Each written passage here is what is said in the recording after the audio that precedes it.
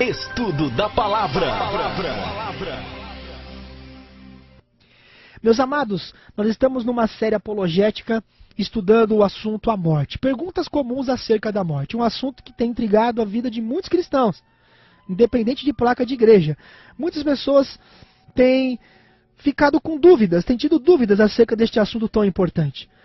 Porque nós temos estudado este assunto aqui no programa e nós temos visto que após a morte não há consciência alguma, não há uma alma desencarnada fora do corpo, um espírito desencarnado fora do corpo, não há consciência após a morte. As pessoas dormem até a vinda de Jesus Cristo. Mas como entender alguns textos aparentemente contraditórios, ou seja, que aparentemente contradizem isso que nós temos estudado aqui no decorrer do nosso programa?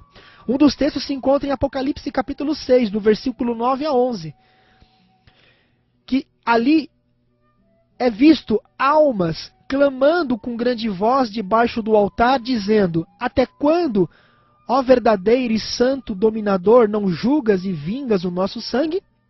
Como entender então essa questão?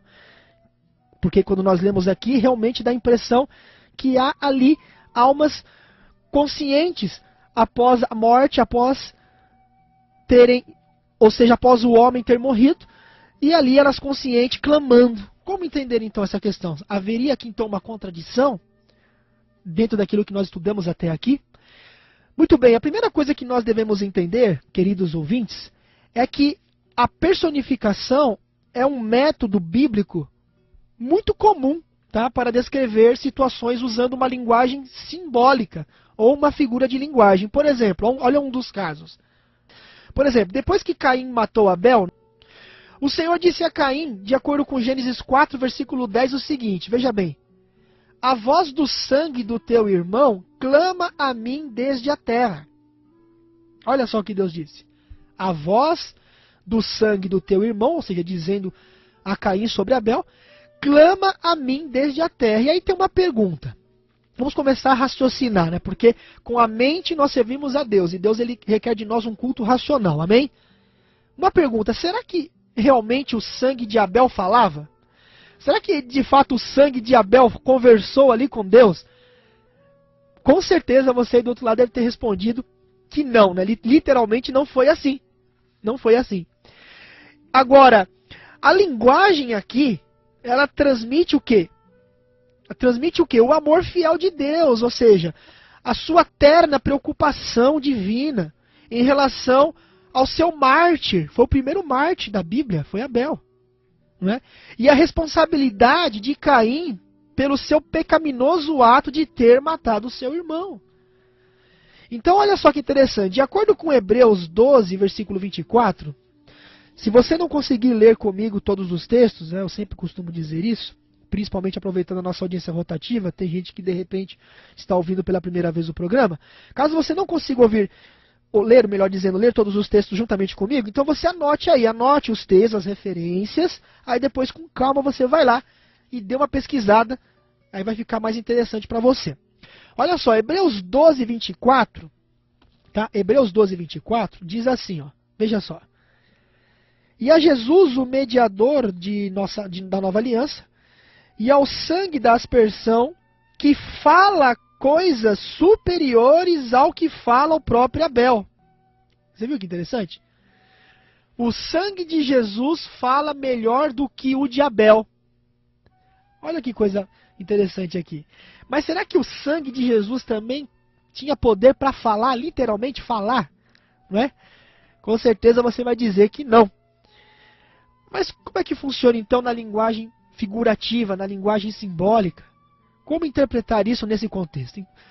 Na verdade, meus amados, o sangue de Jesus, ele comunica a nós, a mim, a você o quê? Perdão, graça, redenção, ou seja, algo muito maior do que o sangue de Abel. Muito maior do que o sangue de Abel. Com certeza que não é o sangue de Jesus que está ali literalmente falando mesmo. Agora, essa linguagem, ela comunica o quê? A mensagem da redenção de Deus. Então, lá em Apocalipse capítulo 6, Deus ele está o que ali claramente comunicando? Né? Entendendo agora, depois dessa figura de linguagem que a gente contextualizou. Porque a Bíblia tem que ser lida num contexto, e não dá a impressão que ela entra em contradição. E ela não entra em contradição, porque Deus não é um Deus de confusão, amém? Então Deus claramente comunica que ele não se esqueceu dos seus fiéis mártires.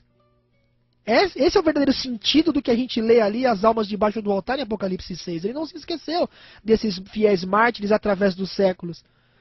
Então veja bem, simbolicamente o sangue desses mártires, clama que Deus faça o quê? Faça justiça sobre os seus perseguidores. Recompense os que foram fiéis com a eternidade. José Carlos, você que é um grande estudante aí do Apocalipse, qual o nome daquele mártir que foi morto ali na fogueira e quando ele viu ali a pessoa vindo com a tocha, ela foi, deu uma voltinha assim e foi acender por trás, né? Mas ele disse, não, vem aqui na frente, se eu estivesse com medo não estaria aqui hoje. Qual o nome desse mártir, você lembra? Posso destacar João Hans, que é conhecido como João Rus também. Exatamente. Morreu cantando. Olha aí. Morreu cantando, amarrado num poste de ferro, foi queimado vivo. Olha só, morreu cantando. É. Esse detalhe é importante. A vida de John Hus está ou não ali diante de Deus, registrada nos livros? Porque, de acordo com o Apocalipse, professor José Carlos e ouvintes, quando a gente vai ali no Apocalipse capítulo 20, nós vemos ali, no versículo, por exemplo, 12, que diz, vi também os mortos, os grandes e os pequenos, postos em pé diante do trono. Se abriram livros. Ainda outro livro, o livro da vida, foi aberto. E os mortos foram julgados segundo as suas obras, conforme o que se achava escrito nos livros. José Carlos e ouvintes, Deus sabe ou não do que aconteceu com John Hus? Sabe ou não da vida dele que está registrada ali nos livros? Por tudo que ele passou, sim ou não? Sim, tudo está registrado, os anjos registram, faz um relatório completo e perfeito sobre todos os nossos atos, palavras, pensamentos e ações. E através dessas ações, desses registros, que o Senhor nos julgará. Um outro detalhe, professor José Carlos e ouvintes, lá no Malaquias capítulo 3, versículo 16, lá diz assim, ó, então os que temiam ao Senhor falavam uns aos outros, Malaquias 3,16. O Senhor atentava e ouvia, havia um memorial escrito diante dele, para os que temem ao Senhor e para os que se lembram do quê? Do seu nome. Ou seja, essas pessoas que morreram clamando por justiça, a vida dessas pessoas estão registradas nos livros. E nós sabemos muito bem que na Bíblia, alma também significa o quê? Vida. Né? Se nós, por exemplo, nós lemos Romanos capítulo 13, versículo 1, por exemplo, lá fala que os homens eles devem ser o quê? Submissos às autoridades. Lá fala, por exemplo, isso na palavra de Deus. Aí você vai lá em Ezequiel 18, versículo 4, por exemplo, diz, a alma que pecar, essa morrerá. Em algumas traduções, vem dizendo assim, a pessoa que pecar, essa morrerá, pessoa, ser humano. Então, alma muitas vezes significa pessoas, significa povos, significa também vida. Por exemplo, se a gente pegar a Bíblia e a gente ler ali, por exemplo, vamos ler ali 1 Pedro, 4,19. 1 de Pedro, capítulo 4, versículo 19. Olha só o que diz a palavra de Deus para nós. 4,19 de 1 Pedro. Por isso também os que sofrem segundo a vontade de Deus, os que sofrem, pessoas, encomendem as suas almas ao fiel Criador na prática da vida. Como assim encomende as suas almas? Será que são as almas desencarnadas, fora do corpo? Não. É o que? A vida da pessoa. É a mesma coisa que eu colocar a minha vida no altar de Deus. É a mesma coisa que eu e você colocar as nossas vidas diante de Deus para que Ele o quê? Tome conta de nós e guie nossas vidas. Não é isso, professor? Corretíssimo, Alexandre. Mesmo porque no texto hebraico, no Velho Testamento, todas as citações de alma se refere à pessoa e nunca ao sentido de algo fora do corpo. Um espírito ou algo fora do corpo, uma entidade fora do corpo. Nunca passa esse sentido nos textos hebraicos. Exatamente. E tem um outro detalhe também, quando a gente vai lá no Apocalipse capítulo 6, que fala dessa questão das almas ali, que elas estavam debaixo do altar, tem um detalhe que às vezes a gente passa desapercebido, porque lá no versículo 10, não é? Elas falam, de fato, no 6:10 de Apocalipse, clamaram em grande voz, dizendo, até quando, ó soberano Senhor, santo e verdadeiro, não julgas nem vingas o nosso sangue dos que habitam sobre a terra? Mas olha o versículo 11, Então a cada um deles foi dada uma vestidura branca e lhes disseram que repousassem ainda por um pouco de tempo. Repousassem. E como nós já temos estudado aqui no nosso estudo sobre a morte ela é comparada pelo próprio Jesus ao sono, ao repouso. E lá, numa das cartas de Paulo, tá certo? Num dos livros ali onde Paulo escreveu, ele diz assim: não queremos que sejais ignorantes com respeito aos que dormem. Ainda diz: eis que vos digo um mistério, nem todos o que? Dormiremos. Então, na verdade, quando diz ali aquelas almas debaixo do altar clamando, não é que realmente são almas penadas fora do corpo, ou uma caveirinha ali começando a mexer a boca falando, os olhos assim, né?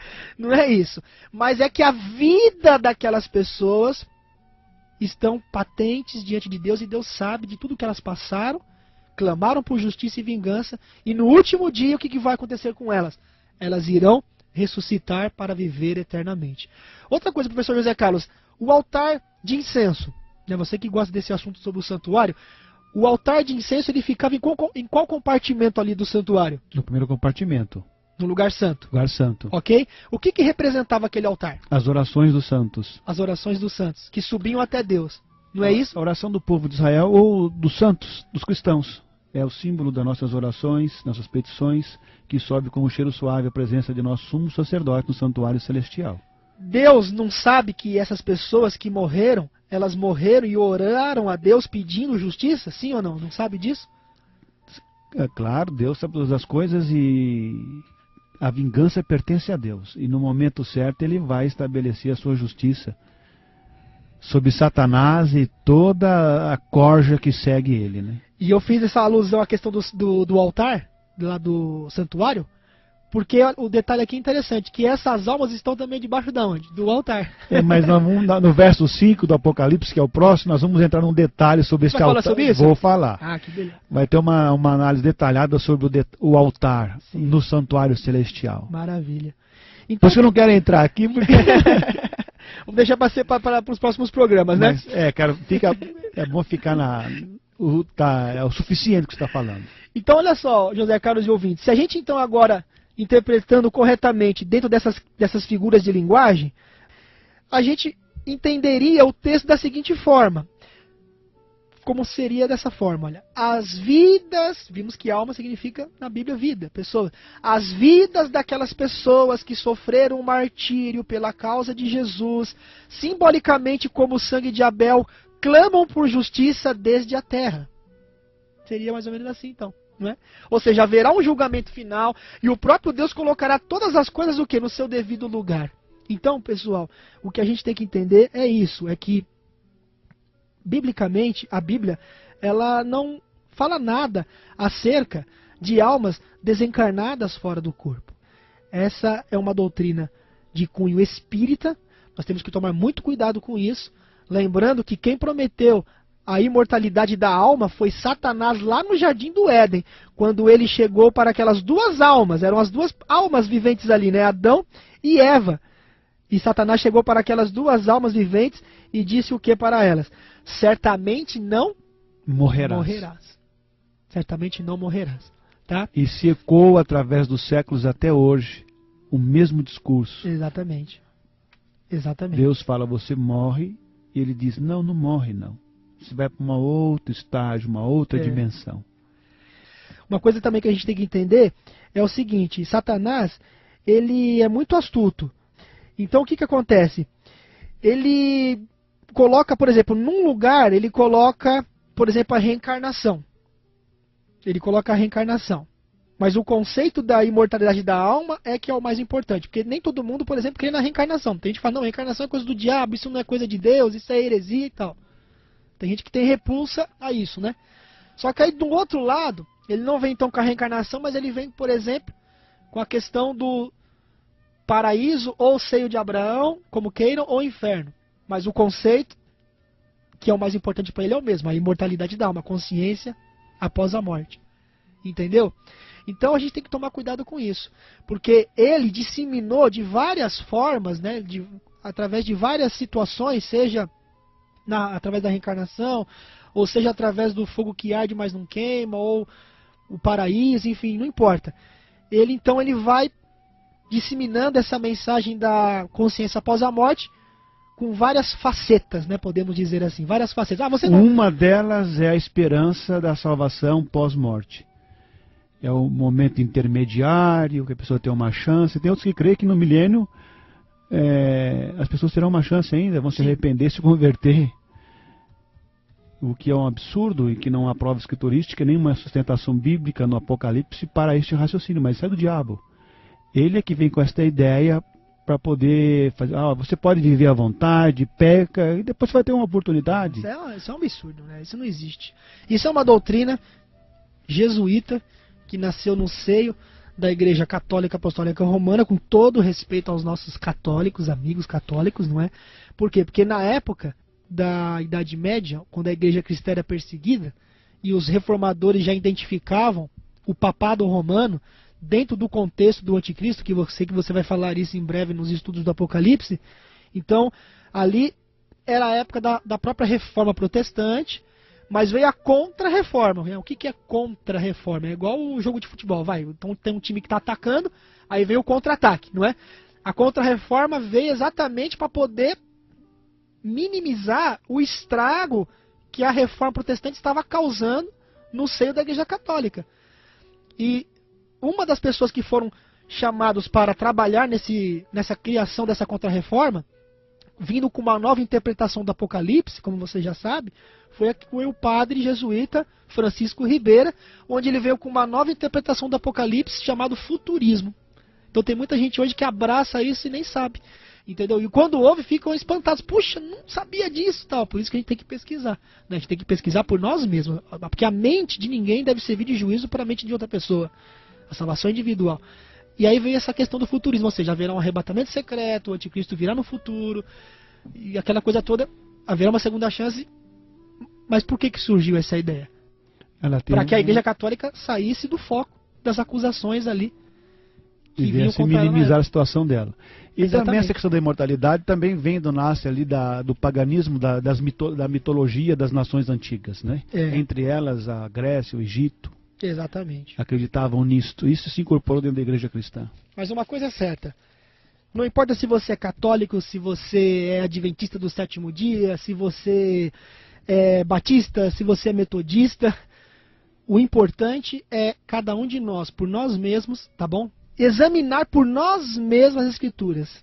E eu quero dizer e apelar mais uma vez para vocês. Examinem por vocês mesmos a Bíblia. Tudo que vocês ouvirem, estudarem, examinem por vocês mesmos. Não examinem em textos isolados, comparando texto com texto, um pouco aqui e um pouco ali, deixando que a própria Bíblia se explique. E principalmente usando o método correto de interpretação também do Apocalipse, que é o método historicista, tá bom? Faça isso, porque placa de igreja não vai salvar ninguém. E a salvação é individual. E nem faça do padre ou do seu pastor a sua consciência. Claro. Segue o exemplo de Lutero. A minha mente, a minha consciência está cativa à palavra de Deus. Exatamente. Faça da Bíblia, da Santa Escritura, a sua bússola, o seu guia. Não se inspire nem em teólogos, nem em pastores, nem em padres. Siga a Santa Escritura, pesquise, leia nela. E uma coisa é certa, se um dia, aonde eu congrego, alguém vier pregar uma coisa que está fora da palavra, uma heresia, não é porque eu estou ali naquela igreja, que eu fui batizado ali, que eu vou dizer amém. Tá certo? Porque Deus ele nos dá liberdade de consciência e de escolha. Tá certo? Então, placa de igreja não salva ninguém. Então eu tenho liberdade para acreditar ou desacreditar. Tem muitos cristãos evangélicos que criticam os católicos que não saem da barra da saia do padre, né? Da batina do padre. Mas tem muito também que não sai da batina do pastor. Exatamente. Aí vai falar o quê, né?